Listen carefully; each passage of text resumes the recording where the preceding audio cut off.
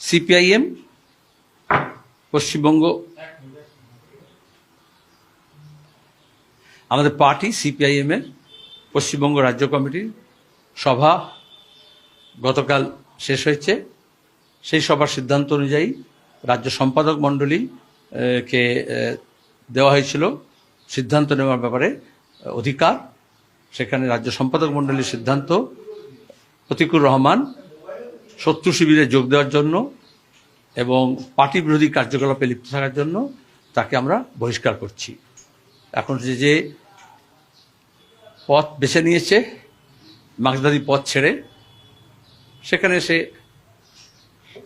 সেই পথে যারা পথিক তাদের মতো করে সাফল্যের শিখরে উঠুক, ভালো থাকুক এই আশা করব। এবং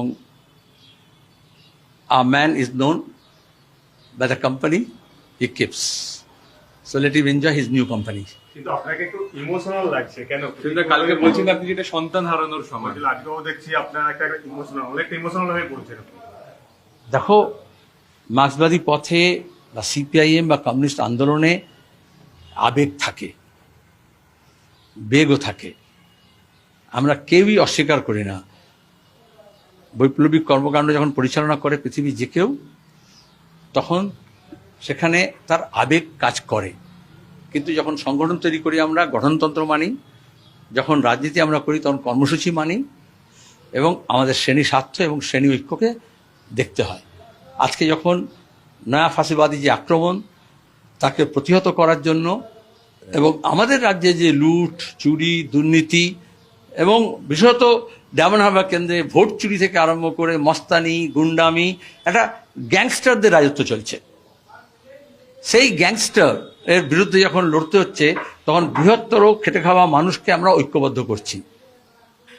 সেই সময় দাঁড়িয়ে যদি দেখা যায় যে লুটের রাজত্বকে অবসান করার জন্য বাংলার মানুষ যখন একত্রিত হচ্ছেন, ছলে, বলে, কৌশলে, লোভে, প্রলোভনে, কোন ফাঁদে যদি কেউ পা দেয়, তখন তো দুঃখ লাগেই। তোমার নিজেরই যদি পথ চলতে গিয়ে যদি পচা শামুকে পা কেটে যায় পুকুরে নামতে গিয়ে, তোমার দুঃখ লাগবে না? কিন্তু আবেগ থাকতেই হয়, তা নাহলে বামপন্থী গান, কবিতা সৃষ্টি হতো না, তাহলে এত নাটক, এত তোমার গিয়ে উপন্যাস এগুলো তৈরি হতো না, তাহলে বিপ্লবের এত গল্প খাতা গোটা বিশ্বকে নাড়া দিত না। কালকে বলেছিলেন সন্তান হারার মতো বেদনা হচ্ছে, আজকে যখন দেখলেন শত্রু শিবিরে সেই প্রতিকূল যোগ দিচ্ছে, আজকে কি বলবেন? আজকেও কি সেই একই রকম বেদনা? আমি কোনো ভাব সম্প্রসারণ করবো না, আমার ভাবটা, আমার মনোভাবটা আমার পার্টির কাছে ব্যক্ত করবো।